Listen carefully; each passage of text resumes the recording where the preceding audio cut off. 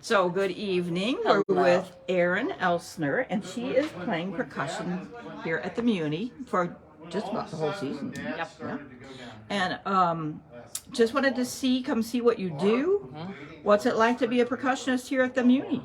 It is so much fun. We get to play so many different instruments, so many different shows, work with different conductors. They're all wonderful.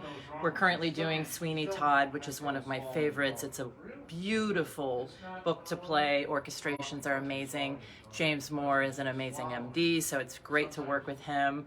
As you can see, we get to play many, many instruments, so it's that's the exciting and the daunting part of being a percussionist at the Muny is you need to sometimes figure out how to play two things with one hand, another with your left foot, something in your mouth, so there's a lot of coordination and choreography that goes along. So you're like dancing. You're dancing. Oh, yes. Literally. Yes. In between instruments. You're never sitting. You're always turning pages in multiple books. So you have to really stay focused and that's keep the track. secret to keeping your figure is because you're always in motion. Yeah, thanks. So do you get paid for each one of these little things? We do, because so many of these things, I mean, they really are no different than doubling on any other instrument where it's a completely different skill set. It incorporates different technique, different mallets.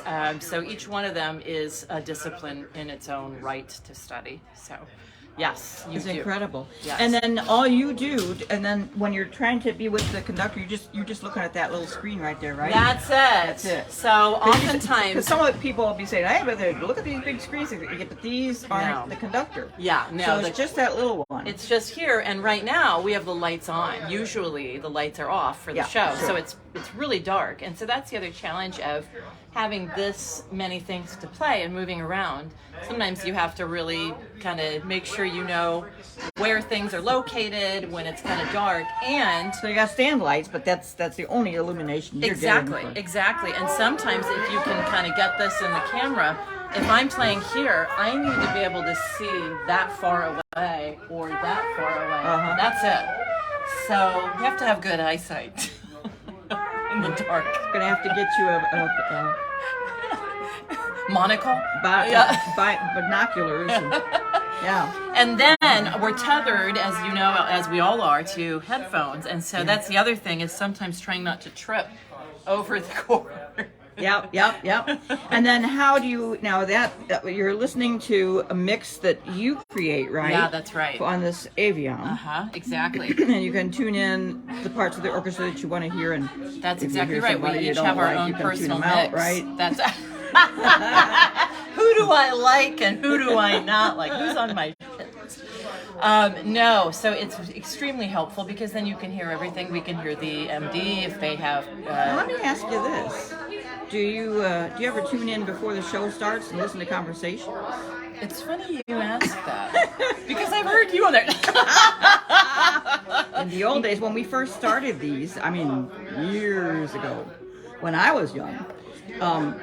Sometimes you'd get some pretty good conversations before the show started. I mean, are you listening to the trumpets? Well, when we were doing Mary Poppins, we were back here making up some of our own dance moves, and we didn't find out until much later that there were video cameras. Oh yes, there's one right there. Not to the audience, thank God, but to the sound guys. So I'm sure that was very amusing for them. So, which show? So is it? You think that for this season, this is your favorite show?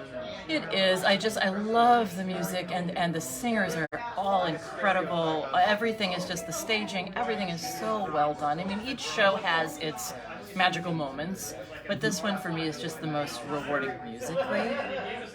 We're in rehearsals now for Legally Blonde. That's going to be one that's fun. This is one that's just kind of more profound. I mean, there are still moments in some performances of this where I get goosebumps while playing because it's just and I'm not saying this just because Wendy is recording. The string section is just so awesome on this. I mean, it's just incredible. The sound you get from a string section it just isn't the same when it's a single player. And on this show in particular, the strings really make the show. Well, everybody is so happy to play, you know. And in every section, I think we all feel that way. This show has some real things that we really can grab onto and really do something with. Exactly. So it's a rich show for a musician. Exactly. Totally. Now you've got a buddy that's playing over here. Now he's not in here yet. He's not here but yet. Peter Hussey is stationed right over here. Exactly.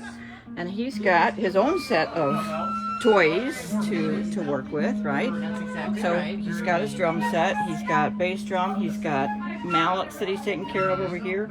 I mean, it's just, and quite often you've got several books, right? Yes, you've got exactly. 2 or 3 books This is because you got to one- travel. On this set, we share. So this book was interesting for the two of us because typically it's drum set, percussion.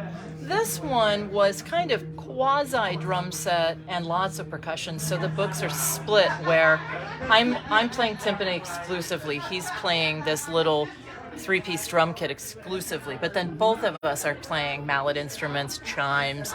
So we share a book for those things that are combined between the two of us, and tam-tam, this big gong, and things for this show. So. Well, it's just amazing. People are really enjoying these little videos when I almost fall down. Don't fall. And Now try this in the dark. don't try this. Don't at try home, this. folks. Don't try this at home. So yeah, I mean, this is I would be totally lost over here. Well, yeah, it is a lot. Unbelievable. It does take, like I said, coordination. It's all about the choreography and really, preparing your part enough so you know, right, flip this page, change this pitch, grab this stick, flip this over. A lot of the time there's no time for stick changes, so you have things, these are kind of hybrid mallets, where I can play timpani and then I can flip it and play glockenspiel and then flip it back. And that's required on basically every book I've played so far, because you don't have time to set them down and change sticks. And now this week you've got Peter. Now previous week and next week we'll have Matt Henry, who's also phenomenal. Yes. And you have a special routine that we're not going to tell them about right now. We're not going to tell. This is going to be so next week. I'm going to come over here, and we'll talk to Matt Henry a little bit, and then we'll have that special moment. I think it's time for the world to see. Yeah, we're not going to, so everybody, be tuned in, because, kind of watch your Facebook, because we will be doing more of these, and there's going to be a very, very special event that you don't want to miss. So... All right, well, thank you for speaking with me. Thank you so much. And have a great show. Thank you very much, We'll Wendy. be back. Okay. Bye. Bye.